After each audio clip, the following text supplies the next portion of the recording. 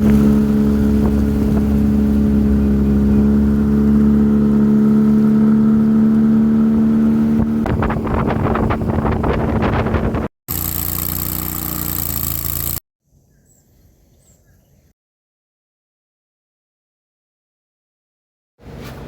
11 minutes later, we are back at the boat. Look at that.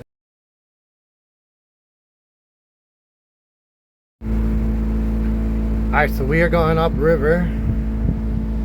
In fact, we're so far upriver that I'm not even going to my same marina anymore. I'm actually going to Crooked Creek Marina.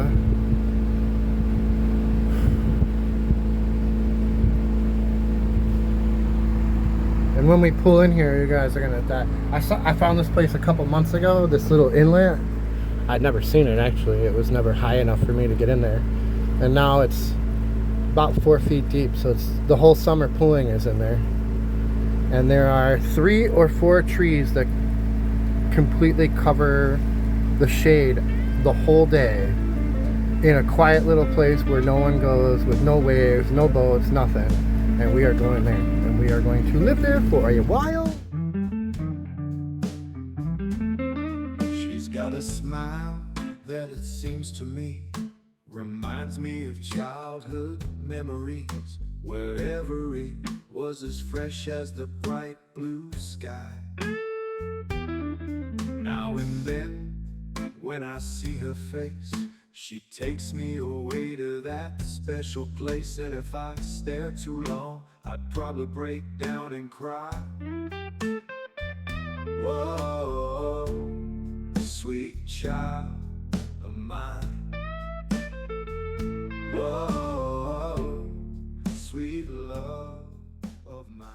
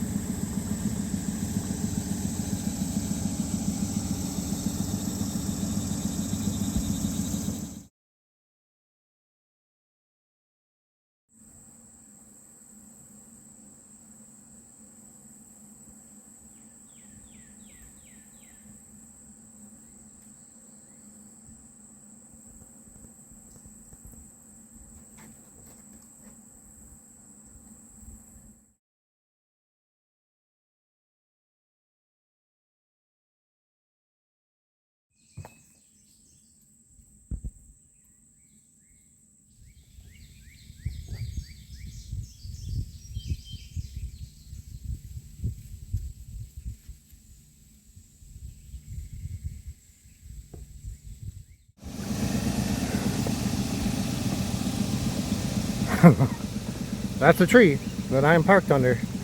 And I got the air conditioner running because the boat was in the sun all morning and it's hot, so we got to cool it down.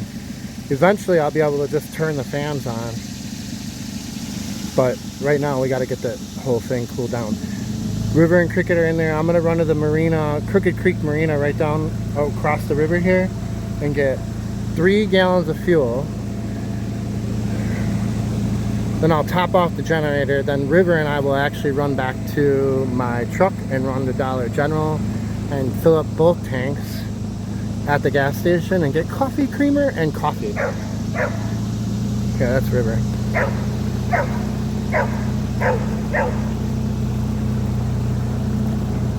I'm not taking him with me because there's no place to really have him tied up at the marina. Yeah, just, it's easier.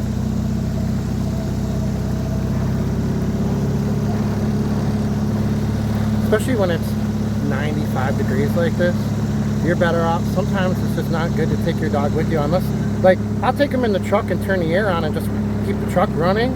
And he, you know, he loves that. I like taking him, but not always in the dinghy to go sit somewhere is it a good idea. Especially when the water is only 85 degrees and he doesn't even cool off when you put him in the water. You gotta take him to a creek, really. Long story short, he's gonna be in the air for the next half an hour, 45 minutes. our little inlet. I'll show you when I come back in here.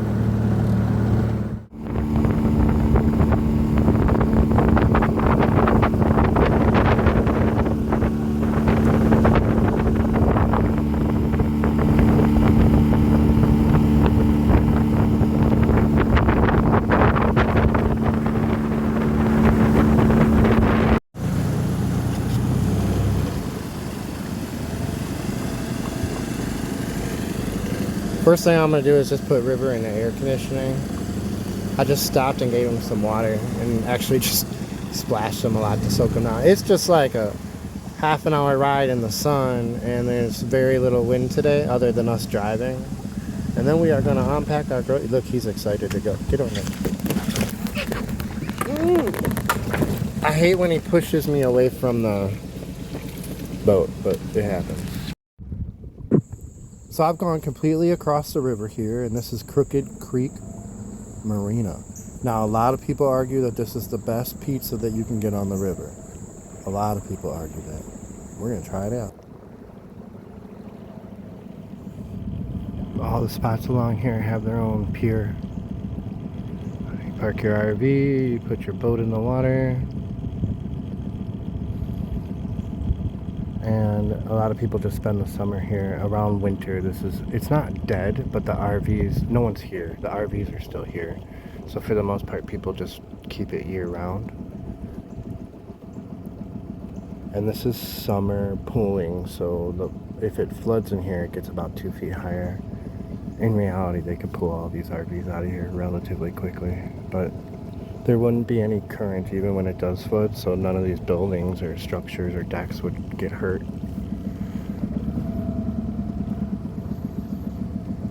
Yeah, but it hasn't been that high the whole time I've been down here. Anyway, so I came here to grab a pizza. I got carry out. I'm gonna have a deluxe large pizza to take home.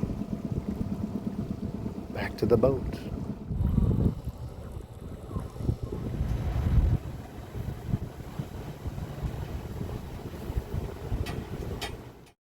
The gas here is $5 per gallon on the water, and that's typical for all marinas around here.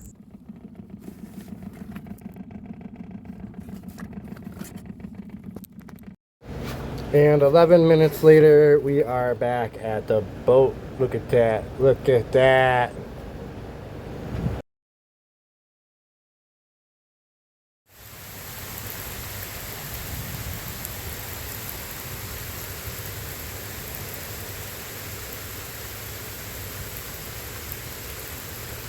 Our hickory tree is keeping us nice and dry. When I was younger, we had a weeping willow in our front yard. Huge weeping willow. And you could be underneath it during a huge storm and you would never get one drop of water on you. Hickory's doing a very good job.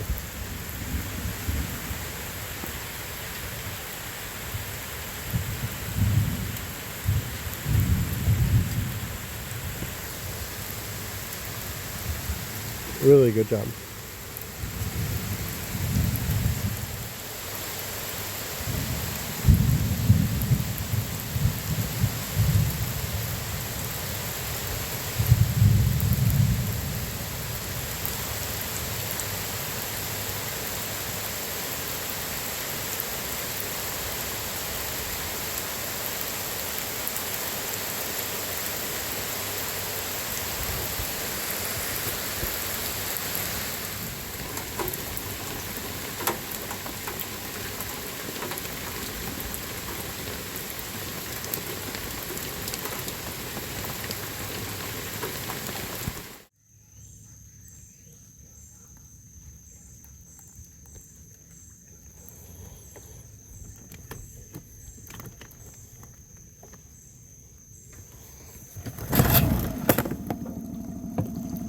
Get in the boat, dude.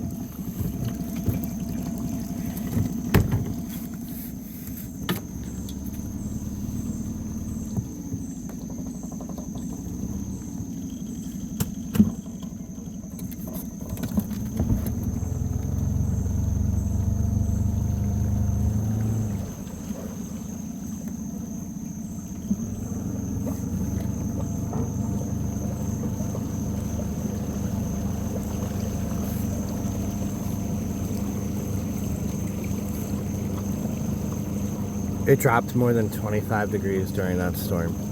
It was almost 100 degrees and now it's pretty much 70 something, and I feel cold, like I have a long sleeve shirt on.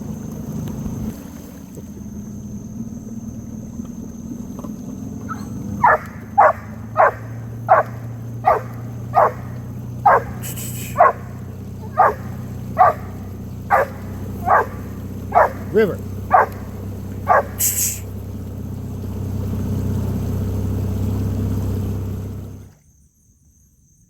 I didn't throw the ball in, he just went in to go swimming. Yeah, look at him lay down. This is just the best beach we've been at in a really long time. So there's just a little bit of sand, and going in and out is soft sand, so you don't hurt your motor or your boat coming in and going. But the rest is... What are you doing out there, buddy? The rest is mowed grass. So it's, you know, there's no critters here or anything. It's just perfect for throwing the ball. Perfect for River's feet. Twice now I've seen people stay here overnight camping, which is rare. So I kind of feel like it's private property where the farmer just lets people use it. So, but there's no trespassing signs, and there's no national forest, state park, none of those signs. So to me, and then there's a bean field up here. So to me, it's a private property that people just let people come here. It's rare, but it's not unheard of along this waterway.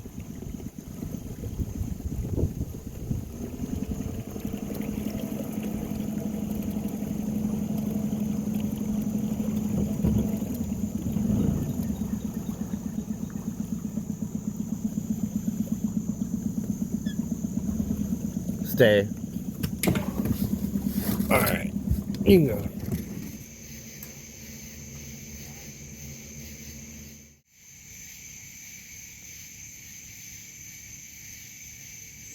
So this is not a sponsor for this video. I just love doing it. This has become my new favorite pastime. I sit and look through my digital binoculars all day and all night, and I check up on different things. The night vision and the ability to zoom in and still have it clear, as long as it's on the tripod, is amazing. These pictures that I can get from it, shocking.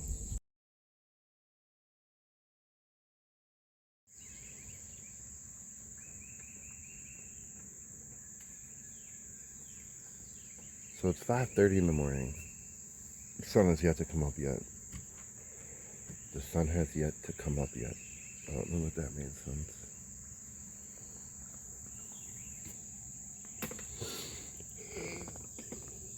It's quiet. We're going to make some coffee. I'm going to take River across the Tennessee River to a beach right across over there before it gets anything near warm, and we're going to go run and get them all worn out.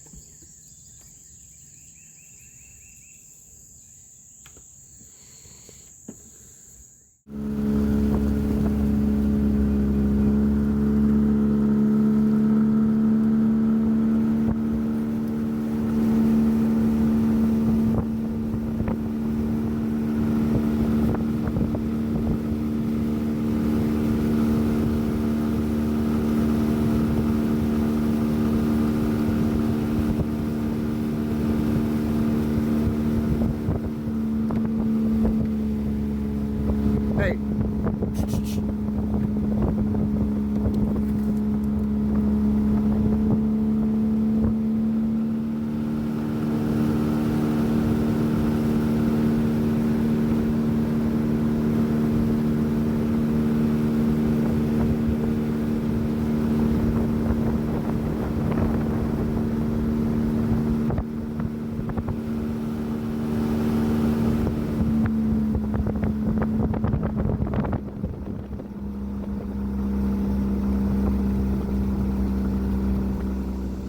It is just past 8 o'clock. We kind of sat around the boat for about 2.5 hours, just drinking coffee and relaxing this morning. And then I'm I'm gonna actually run River and get them all worn out right now, and the same thing this evening, but I'm not gonna do anything during the day because it's gonna be 105 today. In reality, we're probably gonna clean the inside of the boat with the air conditioner running and make some movies, make some food and watch some movies. Probably what's gonna happen. A lot of people come here. There'll be like 10 trucks backed up and people fishing right here. And there's no sign saying that you can't come here. But it is definitely a farm property, or because there's, you know, there's a field of beans or peas right there. And then we're staying across the river. We're in that little cut right there.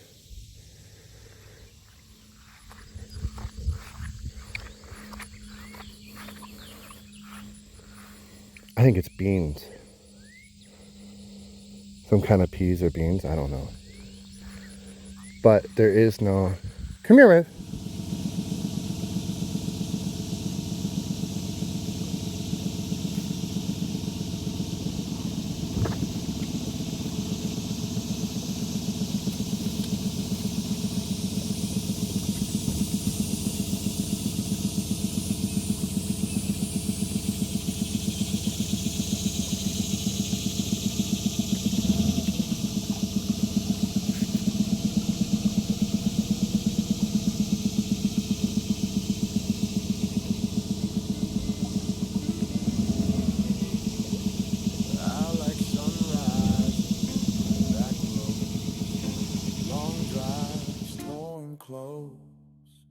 Cheap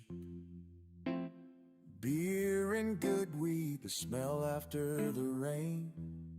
Any day without pain, a cool wind on a hot day. Having a struggle a little bit, but still getting my way. I like sunrises, back roads, long drives, torn clothes.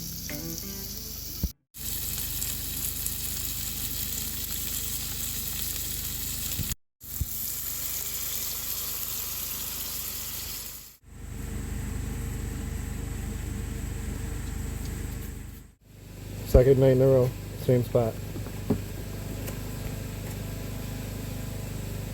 Pretty cool. Nice little den.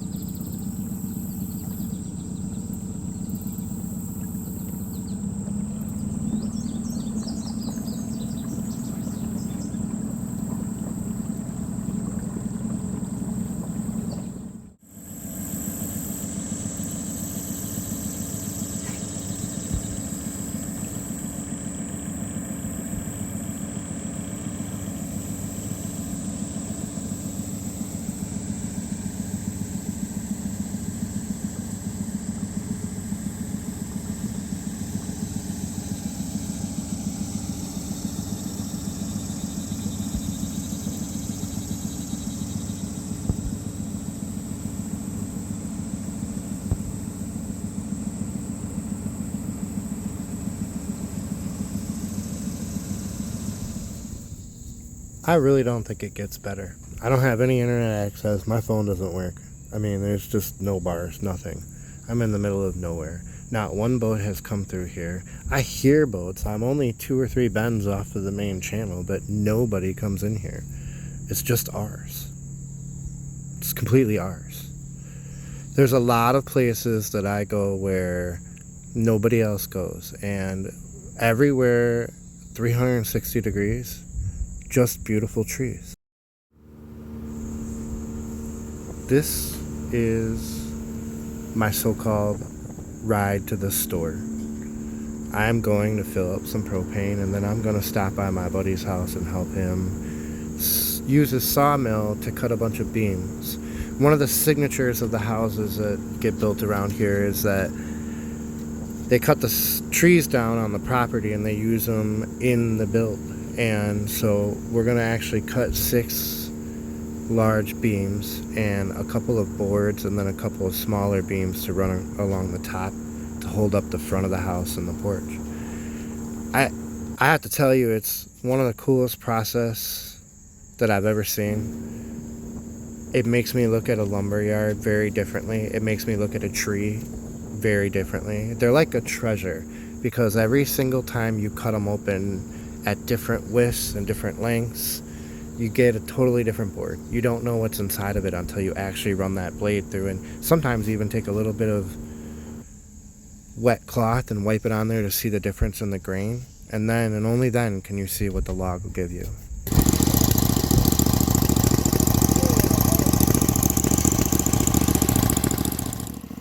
Now that crank changes the height on the blade, and that's the only thing that moves here is the blade going up and down. And then the entire saw rolls forward to cut the log.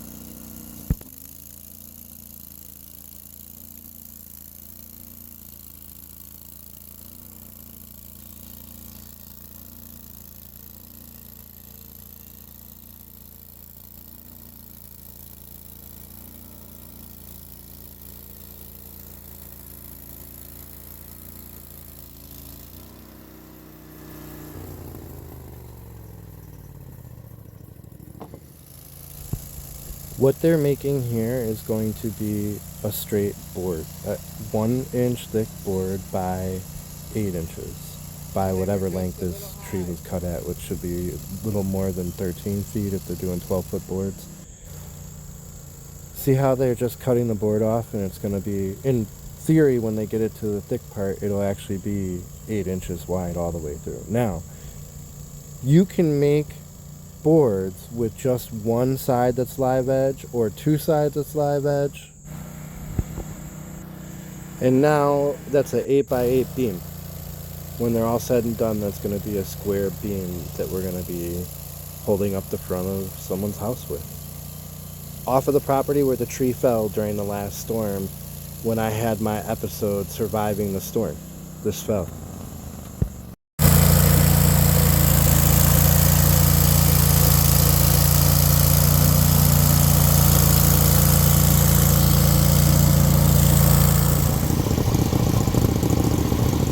The quick lesson on how this all works is the saw blade and those black bars are exactly parallel to each other. So once they cut the log one time on the top, that will be a flat surface, and then it will rotate 90 degrees against these yellow stands that hold it in place, which are also a flat surface, making the next cut exactly 90 degrees from the first cut. See those two? And then now as we cut through it, this is where you're going to get your boards where you have one side as live edge. The whole left side is going to be live edge as we cut through and make these boards. And we're going to be left with the beams. That were the whole purpose of what we were doing here. And I can't let you guys go without doing a classic Houseboat update on their build. Check this out.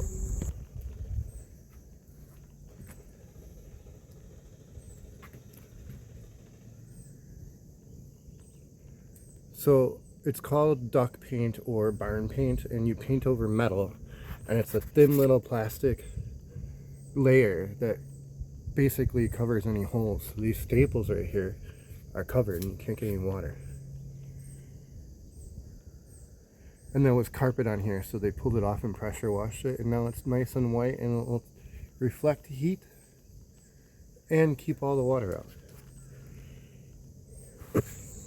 Now, they not only painted the top, but they painted the black around the windows and the pontoons already. And then in a second, we're going to go inside.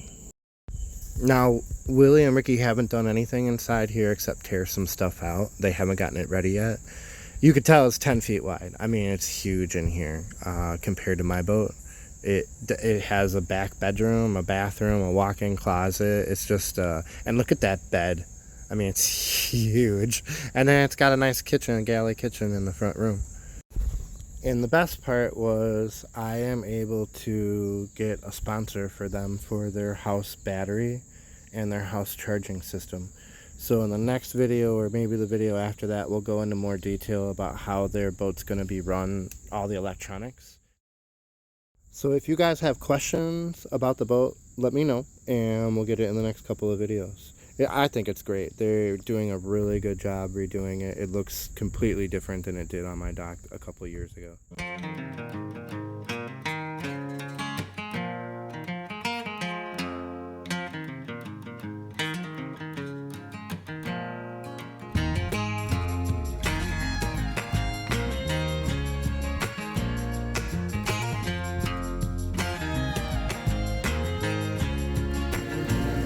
Still my mind, Lord, I can't stop thinking. I made myself at home in the quicksand sinking. Less is more, baby, show me the door, love. Ease my mind, but my body's still shaking.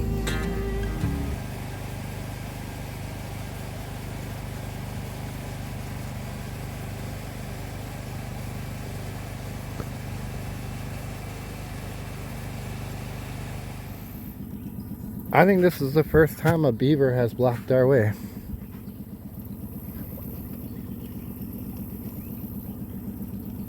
I could be wrong, but I don't remember ever having to stop going somewhere because of a beaver. Look at that, though. Look what he created.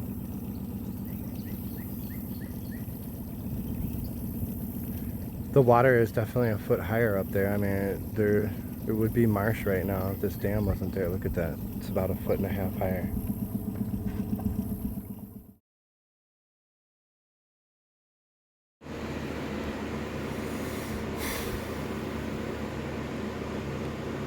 Does anybody notice why you can't let the dog out on my beach today? Does anybody notice that? Venomous snake right there on my front porch. And then the real problem is he's just going to go right underneath the boat. I mean, he's pretty much, yeah. This is actually a really good time to point out, see how the striping at the top of the snake is narrow and at the bottom it's like wider? If it was a water snake, they would be the same at the top and the bottom. The fact that it gets wide at the bottom with the lighter color is like a Hershey Kiss. That's what leads you to believe that it's venomous. The most common snake that has the Hershey Kiss is the copperhead, but this is a cottonmouth. So my plan is to try to steer it so it doesn't go directly under the boat. I want it to kind of leave. I have River not only in the boat, but tie it up so he doesn't come busting through. But here's the biggest problem with this. You get focused on that one. For all I know, there's one right here, right there. You need to look around.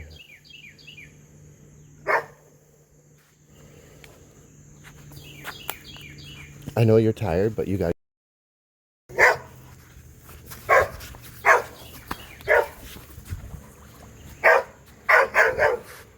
He went under.